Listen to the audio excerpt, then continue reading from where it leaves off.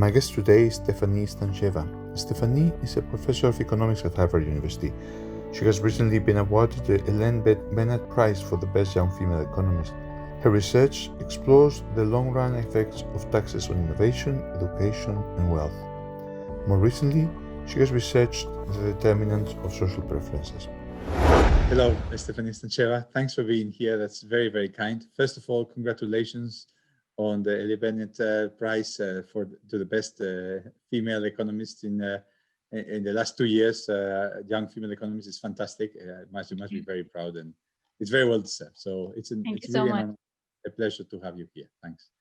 So, Stefanie, you've been working on two types of questions, and both of them are really interesting. First, on how should we design the taxes, and second, on how people understand tax policy. The first one is a more, let's say, straightforward type of question for an economist, although the work is very hard. The second is unusual. And I think I don't know that anybody, except maybe your co-author, Alberto Alesina, has been thinking of these type of questions. We'll discuss that later.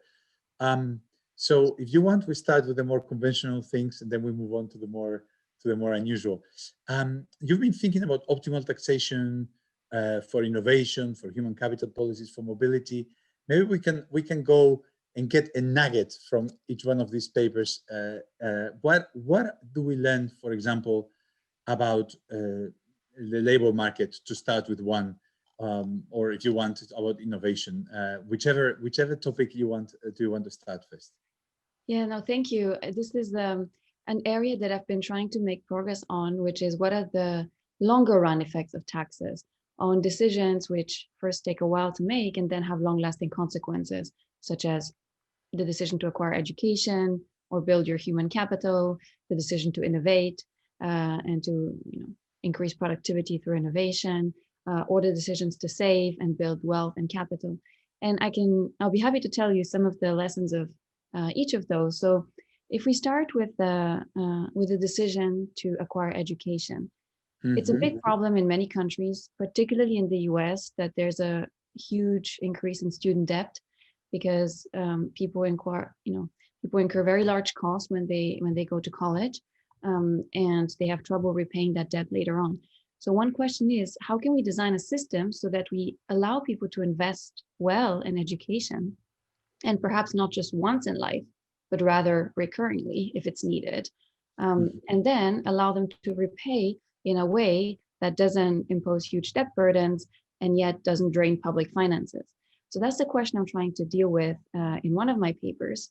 And the sort of key ingredients to mimic the real world are that people face shocks throughout their lives.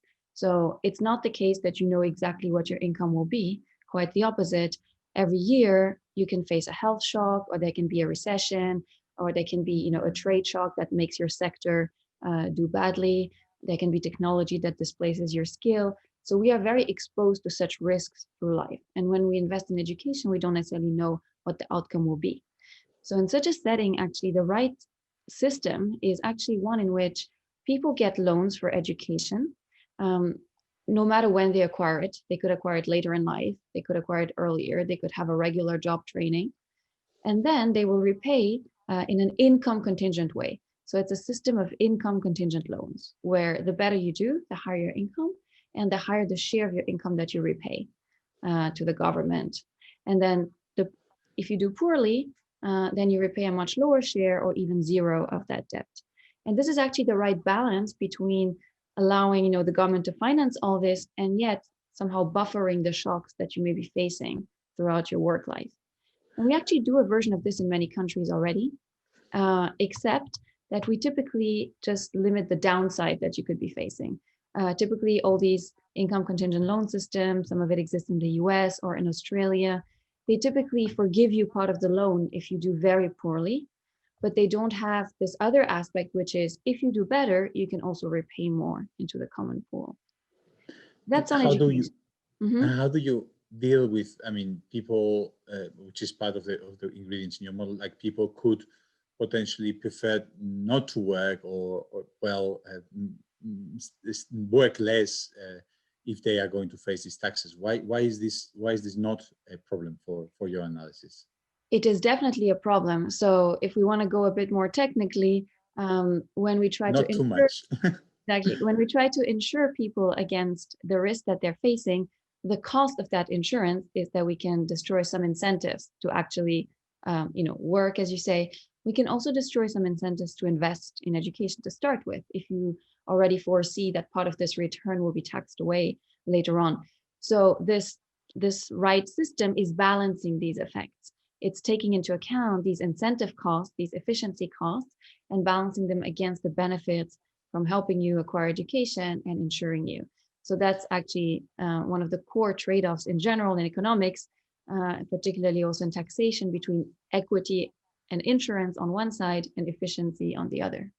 And how do you think the systems that we see in the real world, you were mentioning some of them in the UK, in the US, their loans, although quite different, I guess. The UK may be more similar to your model. How do they look to you evaluating those programs from your perspective, from the perspective of your analysis?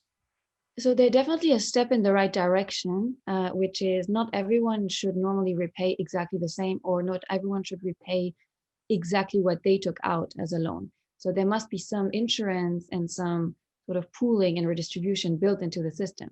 But they have two aspects which are different from what should be the right system. The first is that typically they only cover the one-time formal college education that we have today. But in fact, as the life expectancies are increasing, working lives are increasing, and there's a range of shocks from technology to trade that happen to people, it's actually very strange to think that a one-off education could take care of all of this. And so, in my framework, people should be allowed to sort of go back to school or acquire job training, could be vocational, could be very specialized throughout their working lives to adapt to shocks and to continue to increase their suitable human capital for the labor market. So these systems should ideally allow for that. And then And the second, that doesn't exist anywhere that I can think of, right? Is there any place where they continue all these contingent loans into their whole life? these particular contingent loans, no, but in many countries, there's some almost parallel systems which try to do retraining on a smaller scale, typically, sometimes for specific sectors or regions that are declining.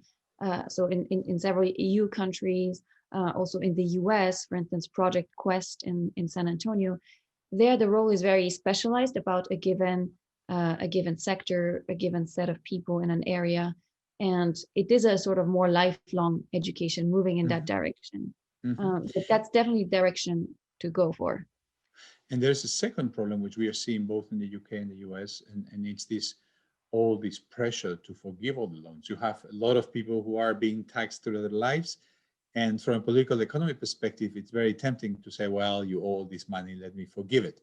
You have this huge debate now in the US on this. What's your view on this ex post, like, oh, well, I don't want to pay kind of problem? Well, to some extent, it's a symptom of a system that initially was not well adapted. So in this sort of framework that I'm proposing, to start with, the burdens wouldn't be unbearable to people the way they may be now in some cases. So it's a more holistic solution where from the beginning the system is aligned with the incentives of people.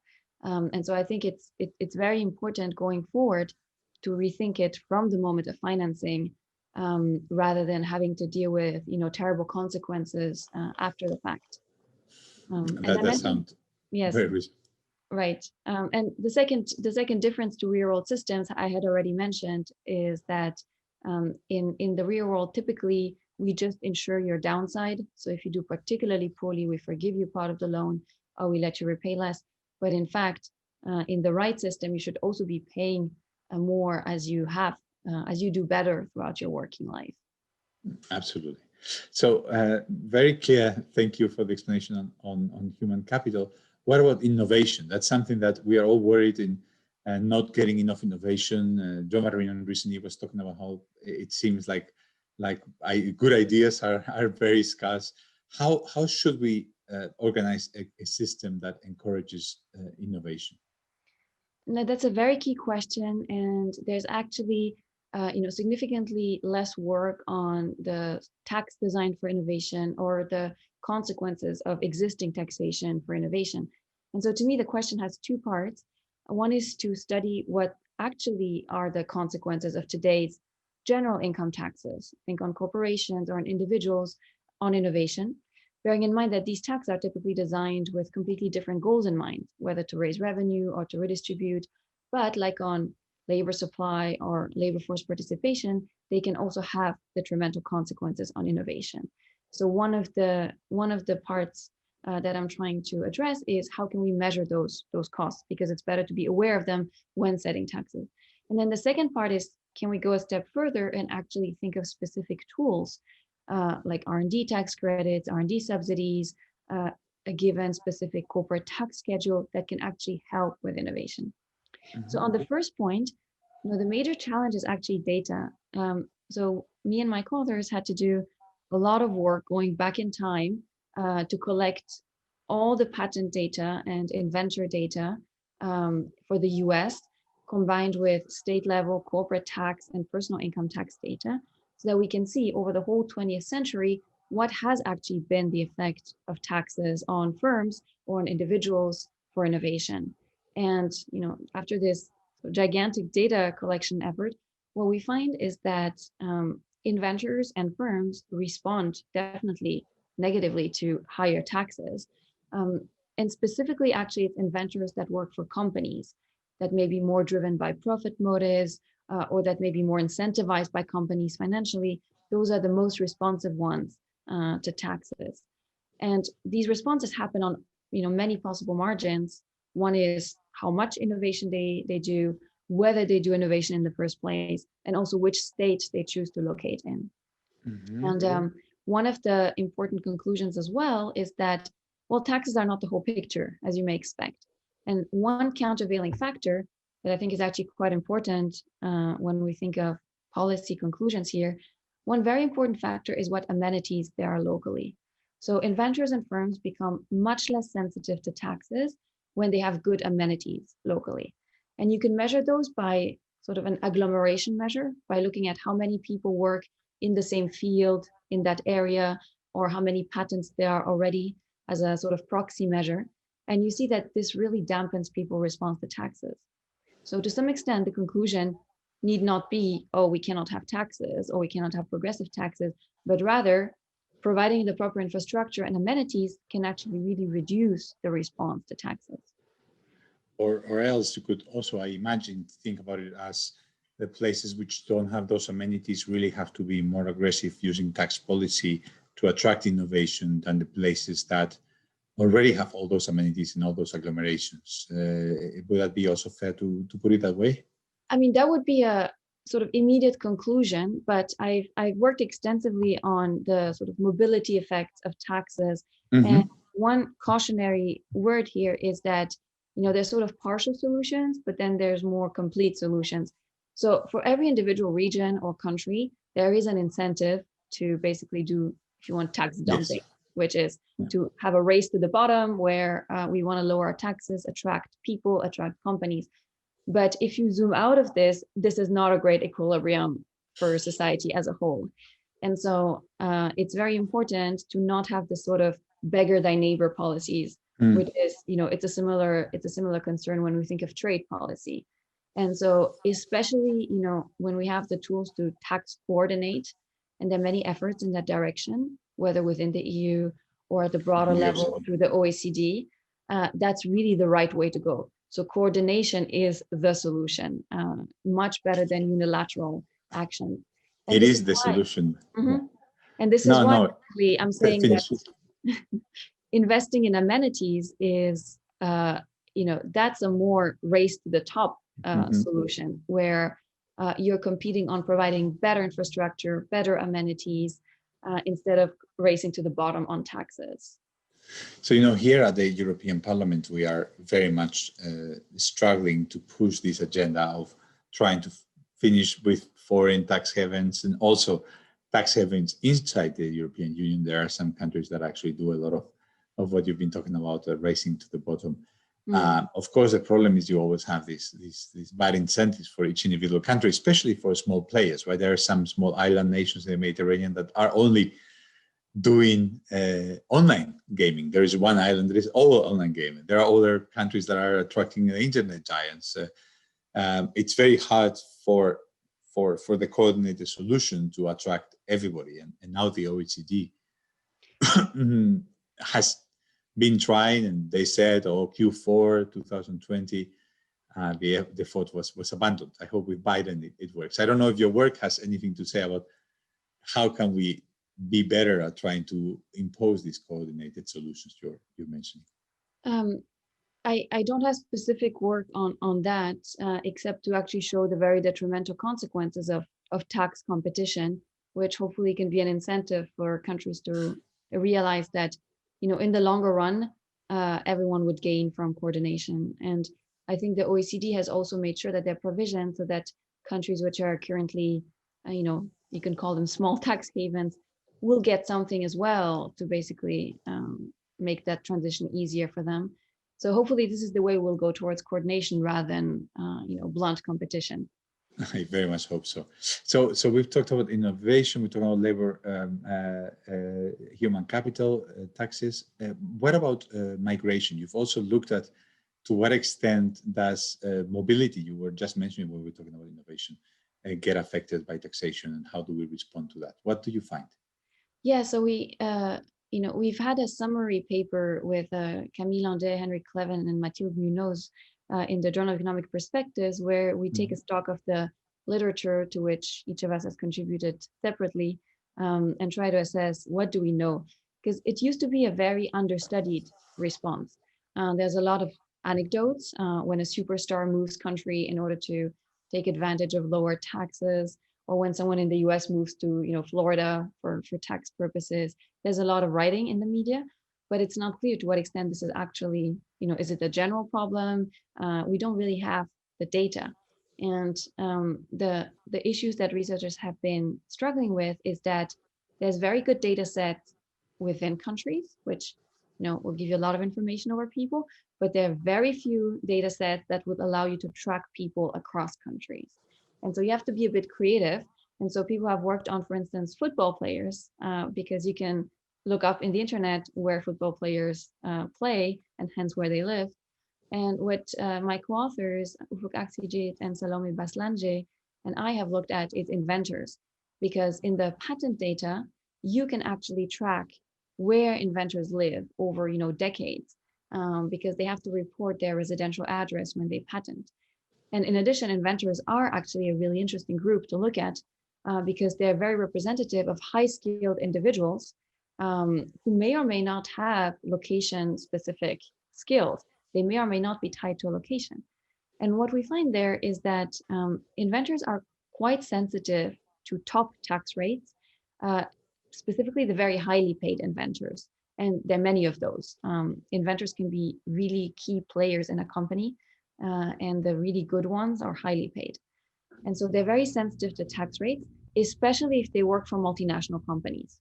So that could be because the company is making that decision for them, or it could be because they have an easier time moving when they're in a multinational company.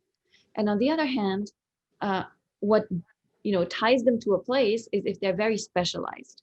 So if they work in a field that's only really good in one place, then they're not going to be sensitive to taxes at all. So taxes are important, but they don't, they're not the major factor relative to career concerns, for instance. And so, in that summary paper, when we take stock of that literature, whether it is on football players, on inventors, or other things, what we say is that very much like capital, that's quite mobile across countries, there's highly skilled people that are not tied to a particular location, and those people can be very responsive to tax incentives.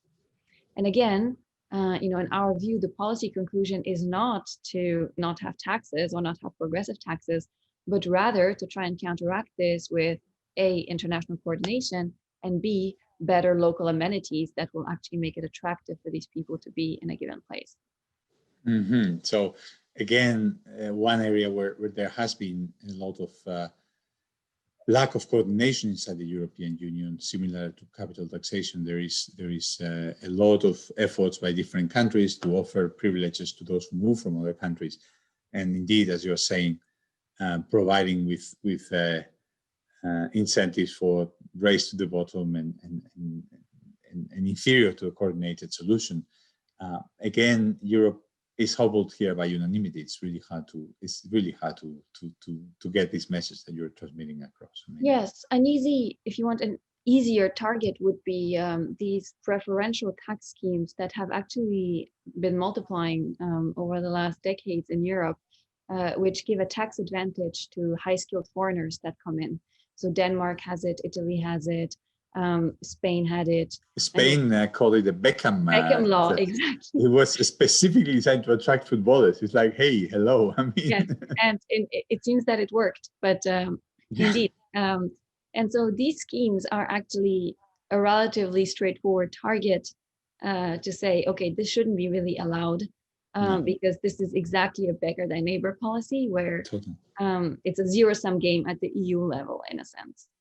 Very interesting. This is a type of work that is very different from the kind of work that I want to discuss in the second half of this conversation, which has to do with how people perceived taxes, perceived policies more broadly, perceive all the economic policy debate.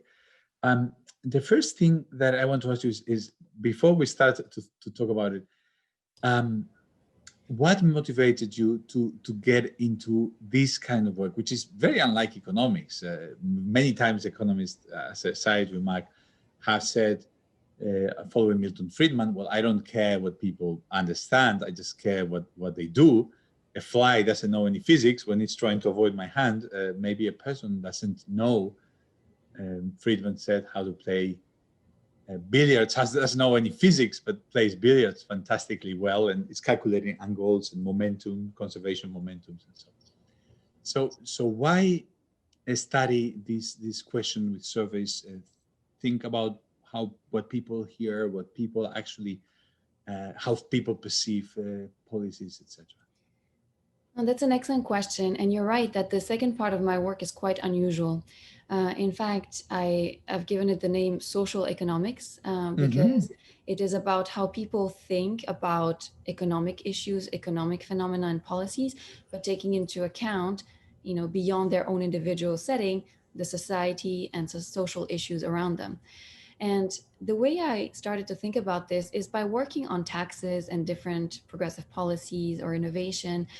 It quickly becomes clear that what we model is not always in line with how people reason about these issues. It's enough to open the newspaper or look at social media to see that there are very different concerns sometimes that arise, whether it's on what's fair or what's not, or on how things should be, or even on how things are. So there's lack of understanding of some of the policies and their consequences.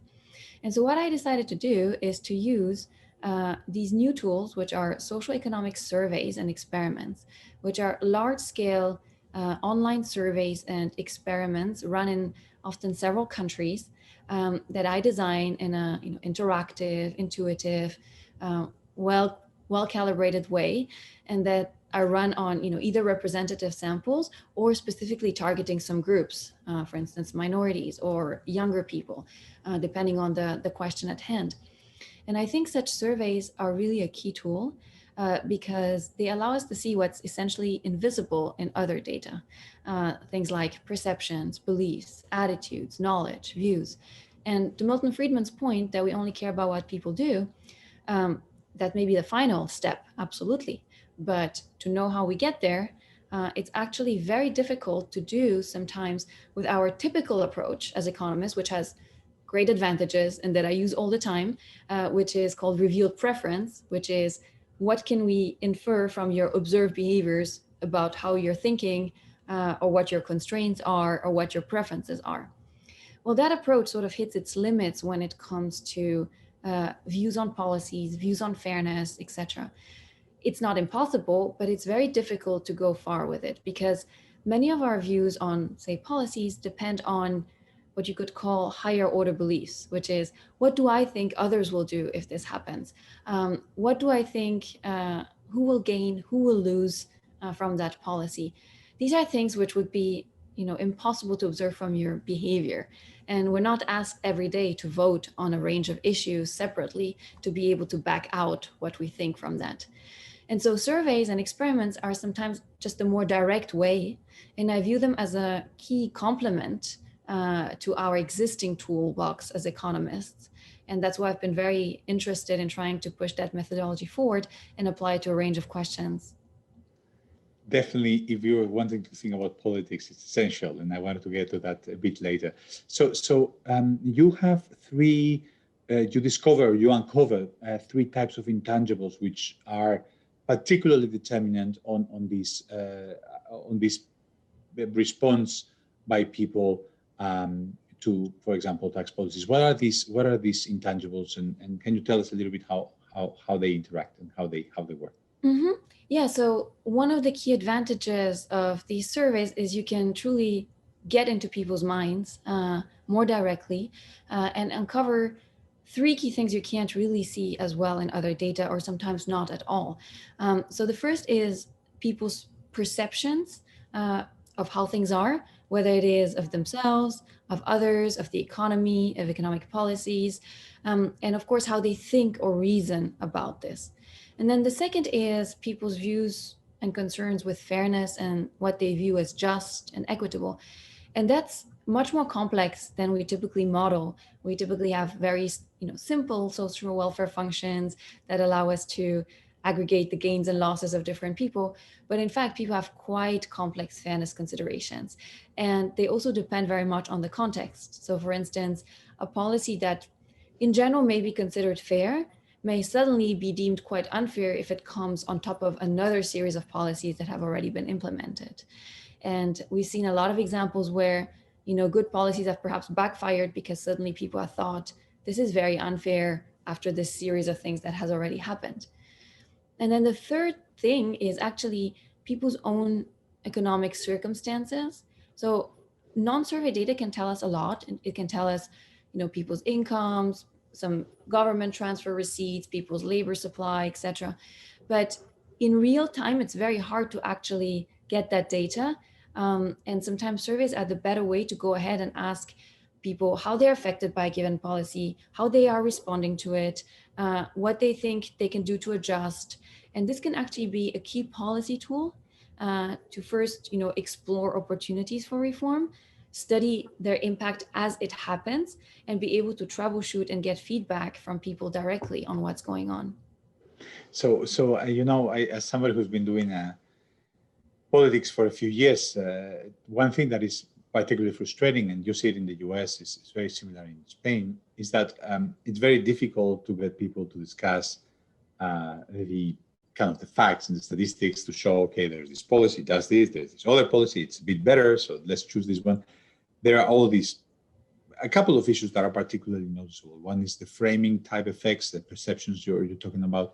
And then there are all these emotional wedge issues that people use to try to divide. So on the first one, I remember one of the key results that it was in the press everywhere, one of your recent papers, that people essentially like very much the idea of individuals being able to pass on their wealth to their children, but they really dislike that the children have an advantage in life out of inheritance. Ask those two questions separately, you can get a person to essentially be for and against inheritance tax, depending on how you ask. And the question that comes to me after reading some of your work and some of these discussions and thinking and reflecting is, can we really aspire to have an informed? Sometimes you give this positive frame at the end, saying, well, we just need to educate people, but we know people don't want to hear. We know people have these framing effects. How do we use our research to actually have a more informed debate about all these questions? So to make better decisions, if I can say it in another way. Mm-hmm. Couple of things. First, I think that there's good reasons that sometimes we are not well informed about things. And, I can talk about people being informed about economics. If I think about myself in fields like physics or medicine, we quickly understand that it's very normal to not be a specialist in all these issues.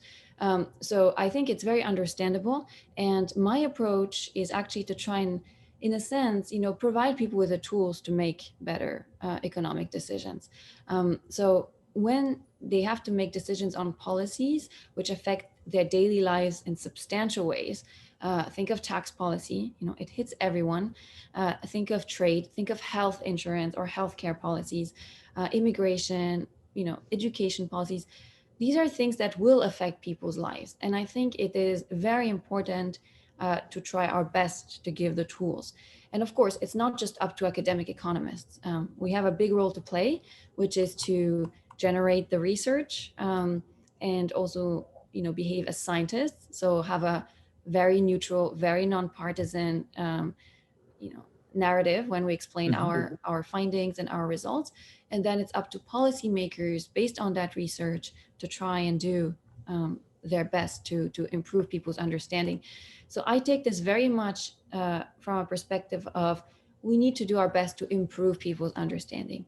Now, the fact that there's framing issues, that there's some behavioral biases, that is definitely true. And, that's true for you, that's true for me, that's true for many people around us. And there, I think the right solution is to keep working on the methodology. So yes, there are different ways that you can ask a question that will elicit different answers. But if your goal is not, propaganda, and my goal is to understand what the truth is, in that case, the right solution is to try and find the most neutral formulation to compare and, control for different formulations so that we can get the best answer there. And again, I think it can be very well applied to a lot of different issues that are quite important. So some of those issues, to just touch on some of them, real and perceived mobility has been something that you have studied. It's funny that, or it's surprising that Americans perceive their country as being much more upwardly mobile. They perceive reality as being more. It has been more malleable to their actions. They perceive that if they work hard, they get the American dream, etc. You find that this is differently in other countries, that in Europe, people tend to be more pessimistic, and in America, more optimistic about mobility. Tell us a little bit about this finding. Yeah, so one of the factors that actually shapes people's views on what policy should be, how progressive the system should be, is what they think about opportunities and social mobility. And, to view this simply, if someone thinks there's more equal chances to start with, so everyone has the same opportunities to start with, then they're more willing to tolerate inequality in outcomes because they think that the path to get to those inequalities has been fair to start with, and vice versa. And what we study in that project, which is joined with my colleague Alberto Alesina, who very sadly passed away this year, was a giant in economics, Yes. and Eduardo Tesso, who's now at Northwestern Kellogg.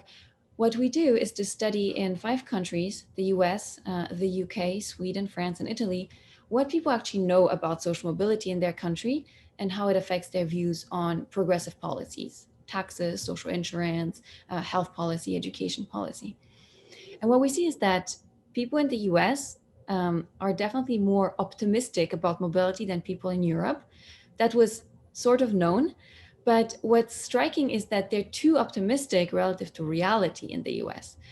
So this idea of the American dream, making it from rags to riches, is very salient in people's minds, and they overestimate to what extent it's still the case, even though the data shows that the US is not as mobile at all as people think. And in Europe, it's the opposite issue, namely people are too pessimistic, specifically about the probability of staying stuck in poverty. While it is, there's no amazing mobility in Europe by any means, people are too pessimistic about that particular aspect. And then people who are more optimistic about mobility, who think there's more opportunities for everyone, are definitely less supportive of progressive policies. So they don't want as higher or progressive taxes. They don't want wealth taxes or inheritance taxes, less spending on social programs, because essentially the reasoning is that people have similar chances, so there's less need to do redistribution. And the opposite for people who are pessimistic about mobility. And that is true in a causal sense. If you shift people's views on mobility by showing them information, it changes their views on what policies we should have. That's somewhat reassuring, because part of this polarization literature, part of what makes this polarization literature so depressing, not yours, I mean the psychology, etc. literature, is that they find or claim to find, and you have found something similar sometimes, that essentially giving people more information doesn't help them, because they either, if it confirms their priors, they take it. If it doesn't, they ignore it. You're now saying, no, it can actually, people can take this information. Tell us a little bit about it.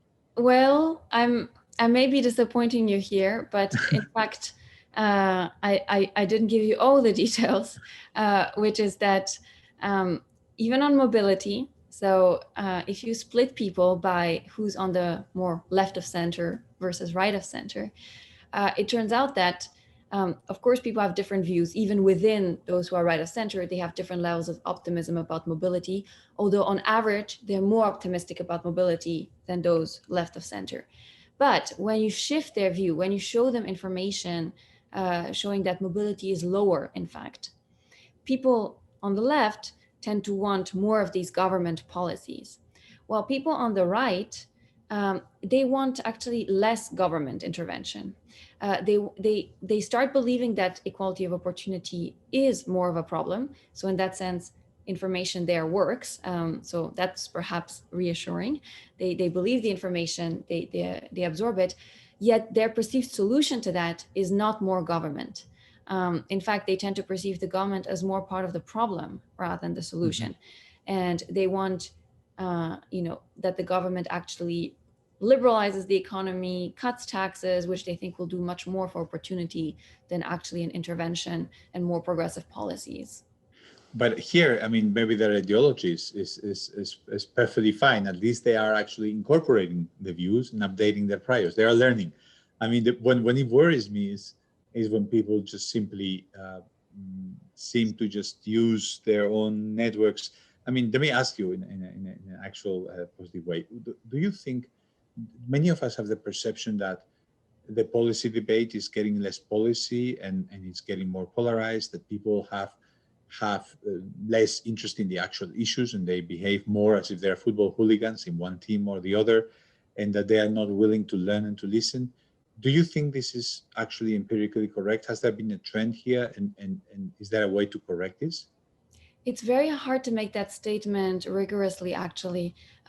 So it's true that many things appear very polarized today. Mm-hmm. And to your point about, sometimes not adjusting to information, it's very difficult to know what information to trust these days. And, when we read things in other fields, it is difficult to know what is the source, how is this done? And so it's completely understandable that it's very difficult to trust a given source of information or to know where to get your news from. So that being said, people have done work about changes in polarization, for instance, in the US. And according to many metrics, it seems to have been increasing. But it's also the case that we don't have very long run data. And so while we can go back, some few decades, we can't really take a very long run view. And there's also some work in Europe where it's harder to make a general conclusion based on the country. So in a nutshell, it's not clear that this is actually the case. It might be just an impression we have. But what is true is that today, I don't know if it's more or less than in the past, but it is true that today there is polarization on many, many issues, even on reality. So if you think of reality as being things you can go and check, as in what's the top tax rates, what's the share of immigrants in a country, or what is the share of income that goes to the top, these facts, which you can Google if you want it, even they are polarized. So I've done work that's actually called the polarization of reality, which is exactly about the fact that people on the left and on the right simply don't perceive the same values for those key parameters that are out there that are facts. And it goes in the direction that you may expect. To take the example of taxes, which it's not it's not subject to opinion what the top tax rate is or what the median tax rate is, etc. These are things that are out there. Well, on that point, people who are on the left tend to think that taxes are lower, less progressive, that inequality is higher, has increased more, etc., than people on the right. And what's important to note is that there's not one group that's actually systematically more correct than the other. Sometimes both groups are, above reality. Sometimes both groups are below. Sometimes the groups bracket reality. So there's not a systematic relation between accuracy and political affiliation, but there's clearly a strong gap between the two sides. And again, going back to the conversation we were having just before, when you correct the reality and you give them more information, they don't necessarily, you could say, well, I'm left-wing because I think the taxes are not as high as they actually are. When they correct me, then I become right-wing or something like that. But that actually doesn't seem to be the case. In fact, the correction is smaller than we would expect. The ideology seems to not be really malleable to that, correct? It depends on which issue, to be honest. So there's issues which are quite politically, if you want, entrenched, as in, the whole reasoning has become very consistent with one political affiliation or the other. So taxes tend to be a little bit in that area because perhaps for decades, views on tax policies have been quite stable politically between left and right. But on other policies, for instance, such as trade policy, where political lines have been shifting a bit. Traditionally, pro-trade parties are now becoming more protectionist and vice versa. And so there, the views are less entrenched. And so it really depends on the policy issue. We saw, for instance, on mobility, people can clearly change their views when given information. On immigration, it's not the case, for instance, at all. Like, simple facts about immigration don't really have any effect on people's perceptions. So I would say it depends on the topic, and so it's important to look, in a sense, case by case. And I'm sure it also matters which country you're in. So all this is to say, plenty of work to be done, I think, with these socioeconomic surveys and experiments, including as I think, tools for policymakers to understand better what their citizens are thinking. Yes, very, very, very much work to do and very interesting research. Thanks very much, Stefanie. It's a lot of interesting work. I think we've learned a lot. It's a lot of new work and new ideas, and one that is indeed very useful for policy and for actually trying to communicate with citizens. So thanks for your time and congratulations, and keep up the good work. Thank you. Thank you so much for your time. Have a great day. Thank you.